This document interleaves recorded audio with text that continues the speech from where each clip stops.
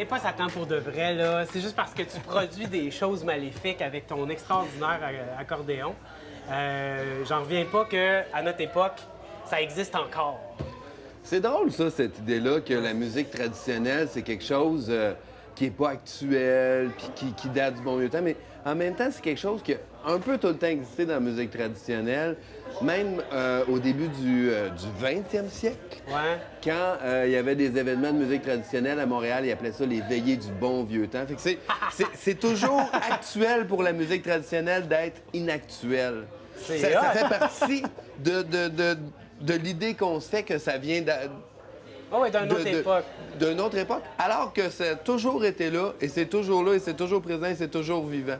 Là, juste pour qu'on se comprenne bien, là, puis que tout le monde sache de quoi on parle, la musique trad, ça, c'est quand il y a un gars sur un stage qui tourne des platines, puis qui a plein de lumière, c'est ça? Ben, ça peut être ça. Ah oui? Ben là, tu me surprends. Il y a toutes sortes de rencontres et de fusions avec la musique traditionnelle qui sont... Mais quand on parle de musique traditionnelle au Québec, les instruments de base, c'est l'accordéon, le violon et bien sûr les pieds, la podorythmie. Puis c'est extraordinaire au Québec comment on a des versions de chansons qui datent du Moyen Âge en France et qui sont encore chantées par des madames dans Beauce dans les années 50. Ah oui, comme quoi? Comme une chanson que moi j'avais trouvée, qui était chantée aussi chez les Scouts, là, mais qui venait de Bretagne. Mon père et ma mère, de Locminé, ils sont. Mon père et ma mère, de Locminé, ils sont. Locminé, c'est un village en Bretagne, mais ça voulait plus dire grand-chose pour la madame Labosse. Fait que la chanson était rendue « Mon père et ma mère, blédir, ils sont. Mon père et ma mère, blédir, ils sont. » Fait que ce mot-là, Locminé, qui voulait plus rien dire pour cette madame-là, s'est transformé en quelque chose qui voulait dire quelque chose pour elle. C'est clair. C'est comme ça que ça se transforme. Qu'est-ce qu'il disait? Bled et hérisson? Oui, plutôt que Locminé, ils sont.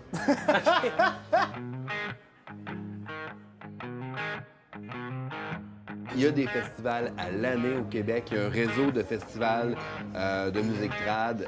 À l'année, il y a 33 festivals en 2018 qui sont dans le réseau des festivals trad. Ah oui? Oui. Tant que ça? Exactement. Donc, il y a des événements, pas un par semaine, mais presque. OK. T'en as-tu que tu pourrais me nommer? Où est-ce que je pourrais aller les voir? Bien, ce qui est le fun, c'est que dans l'Est, il y a plein d'événements qu'on peut aller dans toute l'année. Ici, à Rimouski, il y a les danses de la marée montante qui arrivent 2 fois par année. C'est des grandes danses traditionnelles. Il y a un orchestre de entre 15 et 20 musiciens qui jouent de la musique. Il y a des choreurs et puis il y a une centaine de danseurs qui sont là, de tous les âges et de 17-18 ans en montant, et même des fois plus jeunes. Et c'est vraiment le fun parce que c'est quelque chose qui dure depuis plusieurs années. Il y a toujours du monde, c'est toujours super le fun.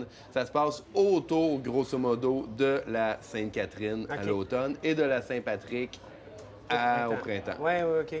Puis ailleurs, plus loin, vers la Gaspésie, est-ce qu'il y avait autre chose? À la fin de semaine de l'Action de grâce, il y a le festival La Virée à Carleton qui existe depuis 18 ans, je crois.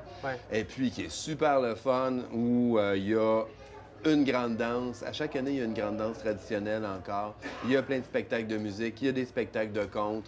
Il y a un marché aussi où il y a plein de produits du terroir. Fait que au-delà du plaisir qu'on peut avoir à écouter, ou du déplaisir qu'on peut avoir, par exemple, avec la musique trad, toi, personnellement, en quoi exactement est-ce que tu trouves que la musique trad est pertinente à notre époque? Qu'est-ce qui te fait vibrer là-dedans? Bien, parce que je trouve que c'est une musique extraordinaire parce que malgré moi, malgré mon expérience de musicien, cette musique-là rejoint les gens.